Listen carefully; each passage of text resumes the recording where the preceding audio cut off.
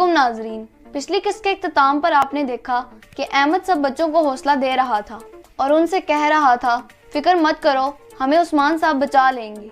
हम काई कबीले के सिपाही हैं, हम हिम्मत नहीं हारेंगे। इस किस्त के आगाज में कोसस कह रहा था, सौगत से मेरा जासूस लौट आया। पादरी ग्रेगोर भी हमारी राय से इत्तेफाक करते हैं, वो भी उस्मान को मारना चाहते हैं। पादरी और हम एक सफ में हो गए हैं।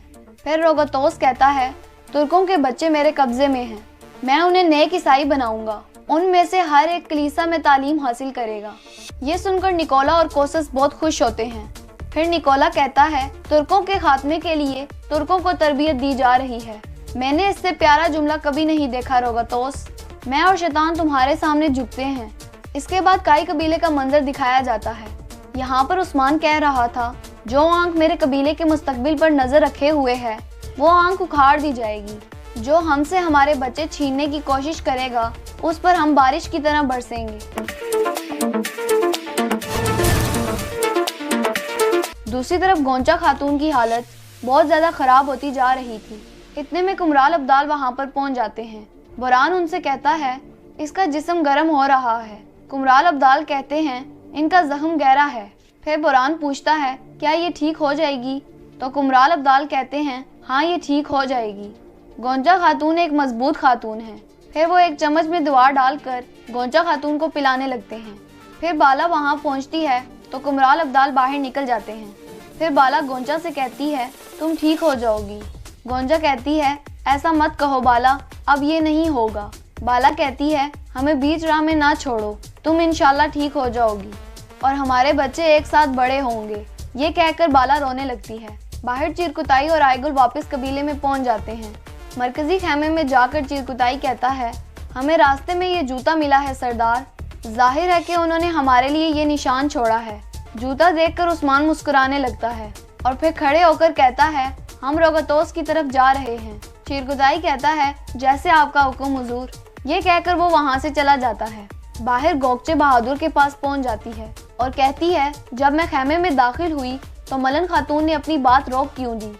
वो मुझसे कुछ छुपा रही हैं या मुझ पर शक करती हैं। बहादुर कहता है, मलन खातून ने मुझे तुम पर नजर रखने को कहा है।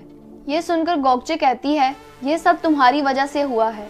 ये मेरी कम अकली है कि तुमने और सोने ने धोखा कर डाला। बहादुर कहता है, फिक्र ना करो गोकचे, मैंने उससे बात की है और कहा है कि गोकचे आपका बहुत ख्याल रखती है और ऐसा कुछ नहीं कर सकती, तुम पुरसुकून हो जाओ। गोकचे कहती है, कैसे पुरसुकून हो जाऊं? गोंजा मेरी वजह से जख्मी हुई है। अगर उन्हें जरा सा भी पता चल गया तो वो मुझे जिंदा नहीं छोड़ेंगे।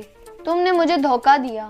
बहादुर कहता है, तुम पुरसुकून हो जाओ और अपने आप को बेनिकाब ना करना, बाकी सब कुछ मैं संभाल लूंगा।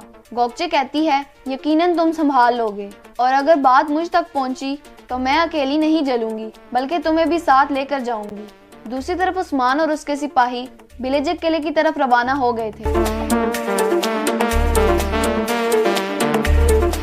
इसके बाद बिलेजिक किले का मंजर दिखाया जाता है। यहाँ पर तुर्गत कह रहा था, मुझे बुलाने की वजह बताओ रोगतोस। तो रोगतोस कहता है, तमाम किलेदार अब मुत्तहिद हो चुके हैं तुर्गत साहब। आपको मालूम है कि कोसस के साथ होने वाले आपके मुआहिदे का इतलाक हम सब पर होगा। हमारा काफिला इन सरजमीनों में दाखिल होने वाला है।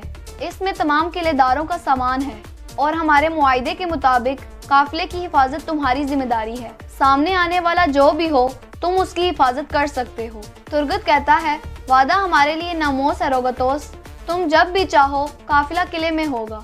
ये कहकर तुर्गत वहाँ से चला जाता है। इसी दौरान उस्मान और उसके सिपाही किले में पहुँच चुके थे।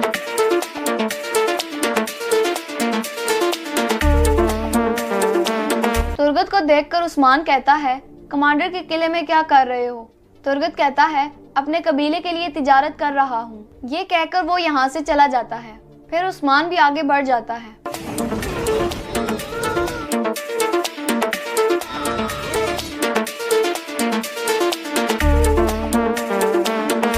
इसके बाद रोगतोस उस्मान से कहता है, यहाँ पर किस लिए आए हो उस्मान?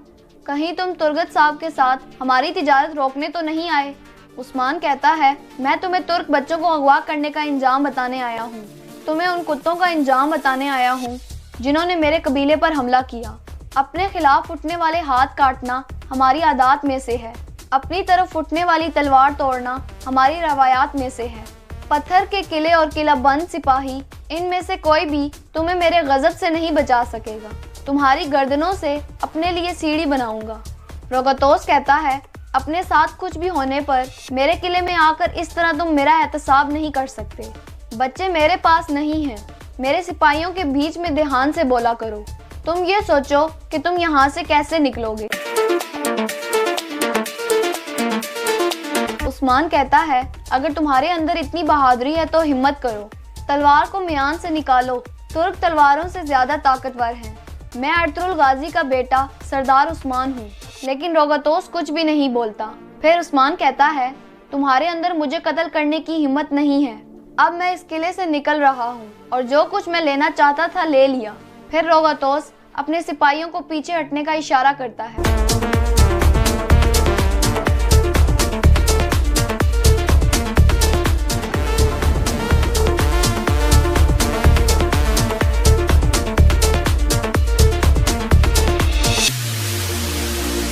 इस तरह उस्मान वहां से चला जाता है। उसके जाने के बाद रोगतोस कहता है, तुम्हें मैं नहीं मारूंगा उस्मान, बल्कि वो तुर्क बच्चे मारेंगे जिनसे तुम्हें बहुत ज्यादा प्यार है।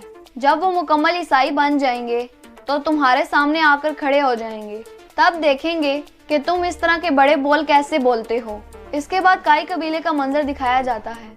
यहाँ पर गोंचा की हालत बहुत ज्यादा खराब होती जा रही थी। बोरान कहता है, मुझे तुम्हारी हालत ठीक नहीं लग रही, मुझे कुमराल अब्दाल के पास जाना चाहिए। गोंजा कहती है, नहीं बोरान मत जाओ, मेरा वक्त आ चुका है। ये सुनकर बोरान बहुत परेशान हो जाता है और फिर कहता है, ऐसा मत कहो गोंजा, अभी वक्त नहीं आया, अभी हमारे खूबसूरत दिन बाकी हैं। गोंजा कहती है, मैं तुमसे राजी हूँ बोरान, खुदारा तुम अपने आप को तकलीफ मत दो, इस दुनिया में हमारे दिन इतने ही थे। ये कहकर वो बेहोश होने लगती है तो बोरान घबराकर बाहर आ जाता है। फिर वो खवातीन को आकर बताता है कि गोंजा की हालत खराब हो रही है। ये सुनकर तमाम खवातीन खेमे के अंदर आ जाती हैं और गोंजा के लिए सख्त परेशान हो जाती हैं। गोंजा बोरान की तरफ देखकर कलमा शहादत पढ़ने लगती है।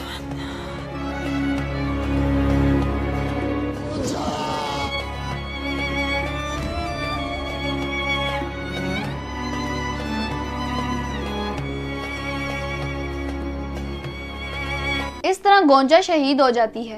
कुछ देर बाद उस्मान और उसके सिपाही वापस कबीले में पहुंच जाते हैं। हर तरफ से रोने की आवाजें आ रही थी। गोंचा की शहादत पर पूरा कबीला गम में मुब्तला हो चुका था। ये सब देखकर उस्मान काफी परेशान हो जाता है। खैमे के अंदर सब रो रहे थे।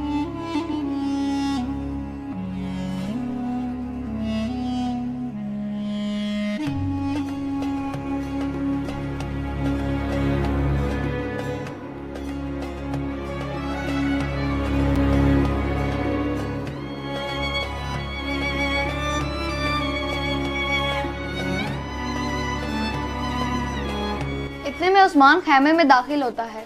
बोरान उस्मान को गले लगाकर कहता है, मेरी गोंजा चली गई हुजूर। उस्मान कहता है, उसकी शहादत मुबारक हो। बोरान कहता है, आमीन। जिन्होंने भी ये किया है उन्हें सुकून नहीं मिलेगा। उस्मान कहता है, यकीनन नहीं मिलेगा। कभी आपने देखा है कि तुर्कों पर हमला करने वाला ज्यादा देर तक जिंदा रह पाया हो? हमारी बहन गोंचा उस मुबारक मुकाम पर पहुंची है जिसकी हम सब आरजू रखते हैं। लेकिन अल्लाह ताला की राह में शहीद होने वालों को मुर्दा मत समझो। मैं अर्तुगरुल गाजी का बेटा उस्मान कसम खाता हूँ, गोंचा समेत तमाम शहीदों का खून रायगा नहीं जाने दूंगा।